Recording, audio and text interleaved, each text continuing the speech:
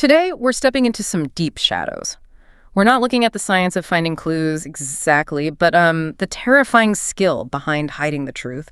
We're confronting cases where justice was just completely stalled, paralyzed, really, because the criminals deliberately fed investigators a lie. A lie so convincing it almost set them free. If you follow true crime, you know how high the stakes are. Today, we're going to look at 3 specific near misses. We'll focus on the insidious power of the red herring, that false clue manufactured just to lead everyone down the wrong path. Exactly. Away from the truth. Precisely.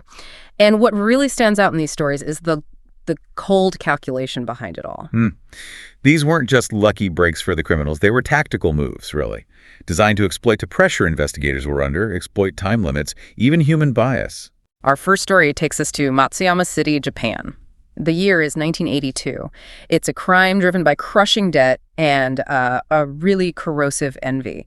This is the story of Kazuko Fukuda. Kazuko was 34 years old, a mother of 4, and she was deeply in debt. We're talking the equivalent of about $30,000 today. She liked expensive things, nice clothes, drinking. She worked as a hostess in a snack bar. Now, her background was tough. Her mother lived near what they called a gentleman's funhouse back then. So Kazuka, she knew how to survive. And she keenly felt the unfairness, comparing her own situation to her coworkers. Yes, exactly. And her focus, her resentment, it zeroed in on one particular coworker, Atsuko, who was 31. Atsuko was, bubbly, much more popular with the customers, and she made significantly better tips. That jealousy just festered. And one night, Kazuko saw how much Atsuko had earned, and it just pushed her over the edge. She persuaded Atsuko to let her come back to her apartment, pretending she wanted to learn the trade. But once she was inside Atsuko's place, seeing all the nice things, the furniture, the clothes, the life Kazuko felt she should have, well, that envy turned violent. Yeah. Kazuko grabbed a rope and she strangled Atsuko.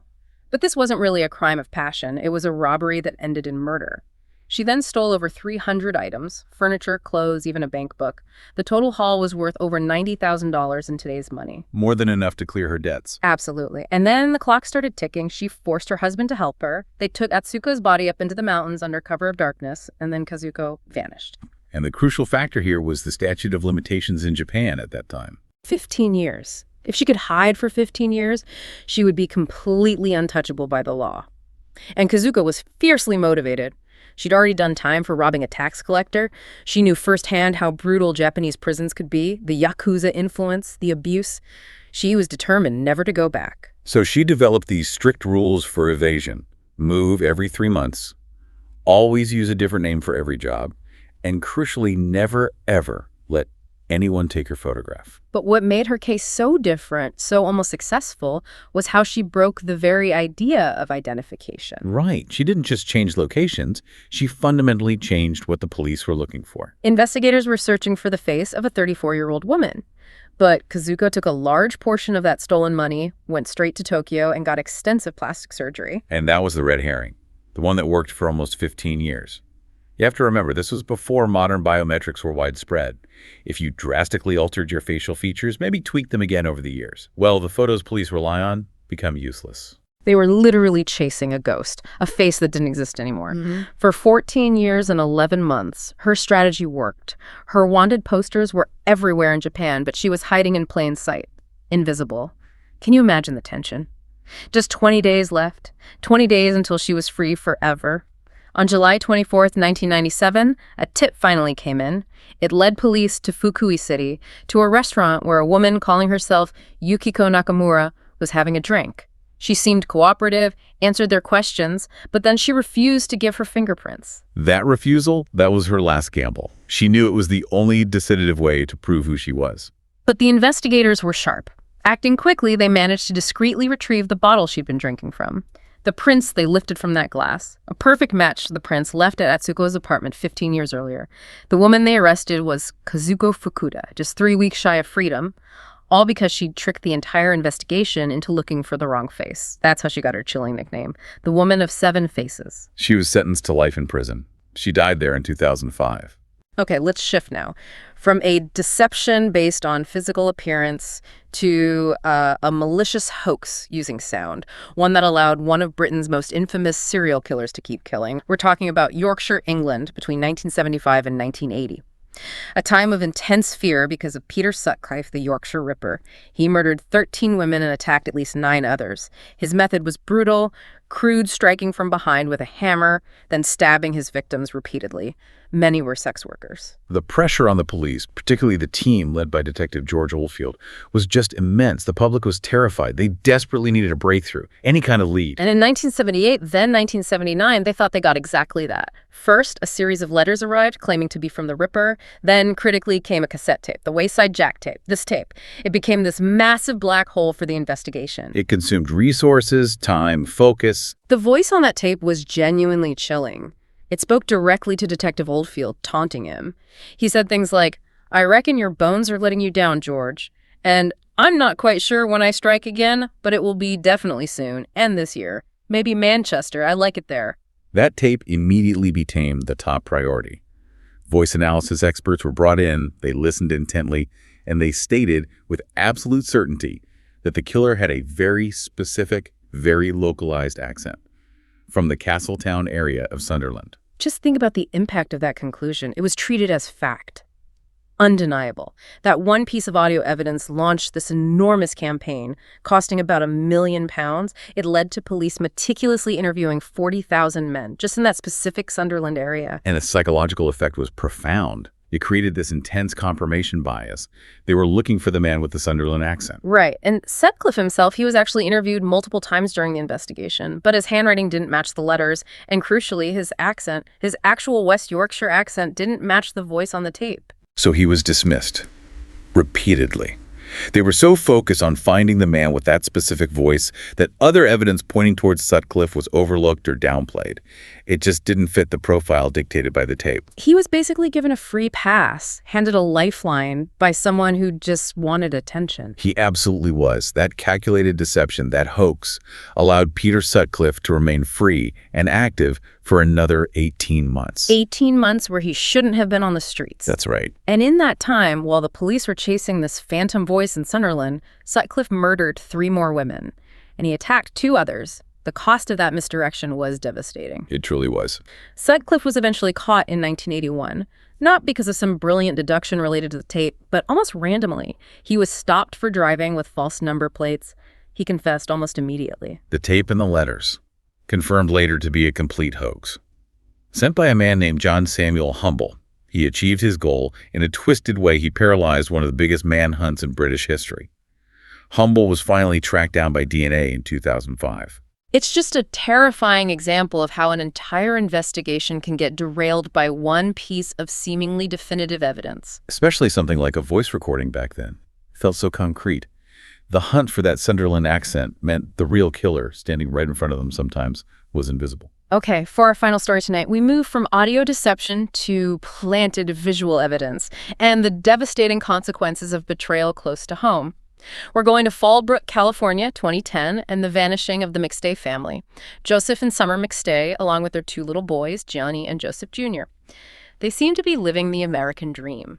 Joseph ran a business making decorative fountains. Then, one day, they were just gone.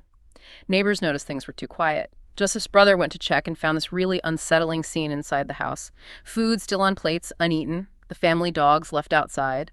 No obvious signs of a struggle, but the family and their car had vanished. The scene itself was strange, almost too neat. It felt staged to suggest they'd left willingly, maybe. Not like a sudden, violent event. But the really critical red herring surfaced 4 days later. Their car. It was found abandoned and towed from a shopping mall parking lot, right near the San Ysidro border crossing into Mexico. That single detail immediately pointed the investigation south. A runaway narrative started to form. And then came what looked like the clincher. Police released CCTV footage. Grainy, yes, but it appeared to show a family, a man, a woman, 2 small children walking across the border into Mexico on foot.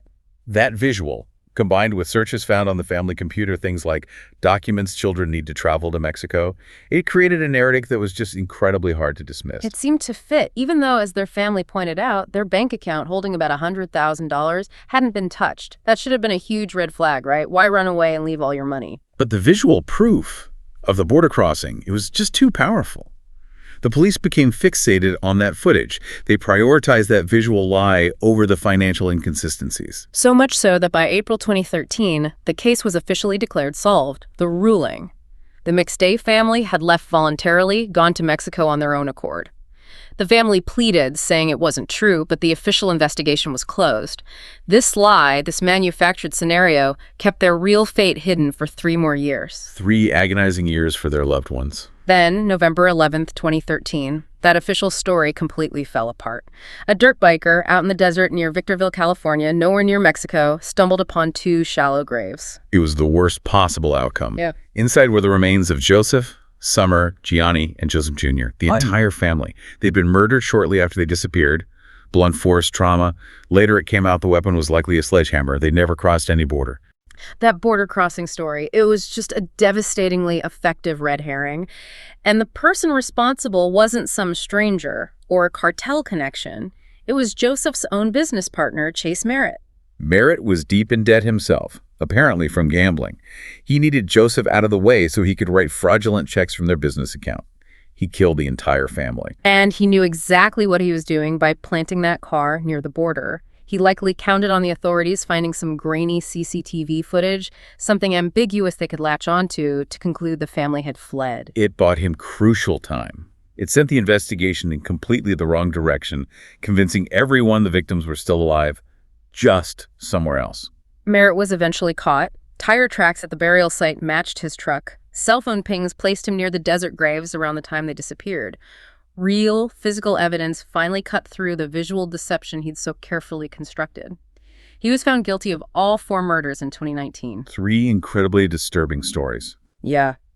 We've seen Kazuko Fukuda use drastic physical change to try and outrun the clock. We've seen John Samuel Humble use a fake voice to send police on a wild goose chase while the Ripper kept killing. And Chase Merritt using betrayal and planted evidence to make investigators believe his victims simply walked away. It really highlights a key vulnerability in investigations, doesn't it? When the pressure is on and one compelling piece of evidence appears, a new face, a voice, a grainy image, it can create this intense tunnel vision. It can blind everyone to other possibilities, other clues that contradict it. The lie seems simpler sometimes, more convincing than the messy truth. Exactly. So for you listening now, knowing that experienced investigators can be so completely fooled by one manufactured clue, well, it raises a really unsettling question, doesn't it? How many other cases, maybe cold cases, were derailed in the same way, led astray by a deception hidden in plain sight? It's a chilling thought. It is. Thank you for joining us for this look into fear, deception, and the fragility of justice. If these kinds of true crime stories grip you, please do support the channel. Vakora kukandong mo galle. O subscribe. PC ka kondom horror dogs kandong para sumating Stay safe out there, and we will share another terrifying story with you soon.